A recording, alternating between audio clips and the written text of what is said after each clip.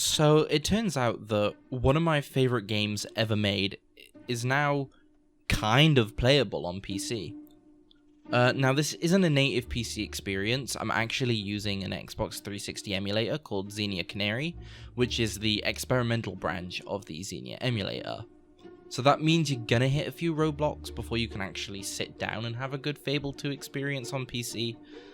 And even then, there are still some issues that remain that could be a deal breaker for some people. Like for an example, your character's skin is untextured and black, and your dog's fur or skin is also like untextured and black, and sometimes I find it most commonly happens when you fast travel, but sometimes your dog just explodes into this black stringy mess that can cover your entire screen, and it can be a bit distracting sometimes. But with that said, the first big roadblock you're really going to hit is having a computer that's actually powerful enough to run Fable 2 on the emulator with good enough FPS to actually be considered playable. The system that I'm actually running the game on is pretty beefy. It has a Ryzen 7 3700X, an RTX 3070 Ti, and 32 gigs of RAM running at 3200 megahertz. So it's not exactly a low-end system. So you may be asking then, why would you pick playing the game on an emulator over natively playing it on like an Xbox 360 or an Xbox One through backwards compatibility? And there's actually quite a few reasons, but a few of the main reasons are higher frame rates for a smoother experience. That's if your PC can handle them higher than console frame rates, of course. But a big one for me personally is higher resolutions for a more like crisp image that just consoles don't have the power to produce, especially with an older game like Fable 2. The 360 actually ran the game at a native 720p, and increasing that resolution to 1440p, well, the difference is night and day. It's like putting on a pair of glasses for someone who has bad eyesight, for example. Or you just simply might not have an Xbox to play Fable 2 on. And you might have a really good PC, so of course emulation then would be a great option for you instead of going out to buy a whole console just to play one game. So even if you have a PC that's capable of running Fable 2 on the emulator, there's still a few things you need to do before you can actually play the game. First of all, getting the game. Now, for what I'm showing you today, you're gonna need to get the Game of the Year edition of Fable 2, and how you get this is completely up to you, but the way you should do it legally is to dump your copy of Fable 2 from your Xbox onto your PC.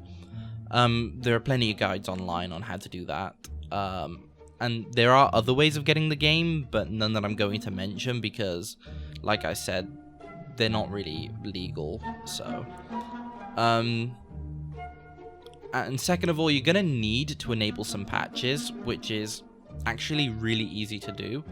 All you need to do is go to this PC, Documents, Xenia, Patches, and open the Fable 2 Game of the Year Platinum Edition patch with Notepad. Not the one that has TU1 in the name.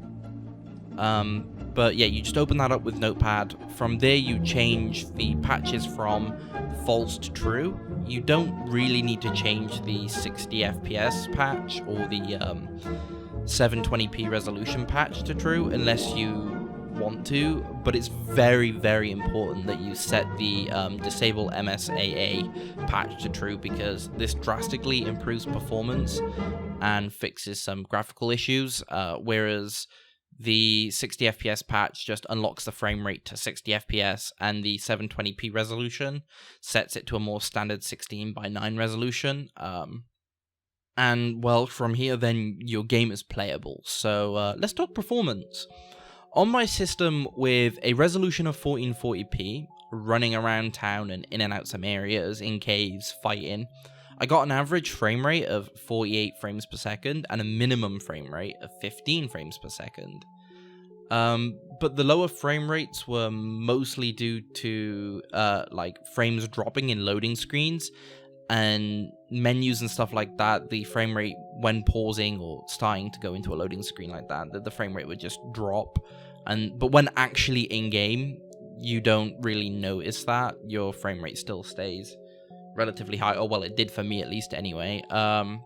Outside of main towns, out in just like the wilderness and in caves and stuff like that, I was mostly getting 60 FPS with some drops to the low to mid 50s. And for the hour or so that I played, I would definitely say it's a better experience than console. And with some of the graphical issues, I can see why a lot of people would still prefer to play natively on Xbox. I'm currently using a build of Xenia Canary from July 25th, 2022. But compared to just 6 months ago, Xenia has made a huge leap forward with Fable 2. As an example, when I was using a build of Xenia from the 4th of January, 2022, the floor was invisible, and it was flashing more than Barry Allen. So, compared to then, in my opinion, Fable 2 is now more than playable on PC. And it's how I'm going to play it from now on, unless it gets a native PC port. So, with that said, I want to thank you for watching this video. If you want me to do more content like this in the future, do let me know. It's just Fable 2, big childhood game of mine, and I felt like people need to hear about this, because it now being playable on PC is a huge thing for me.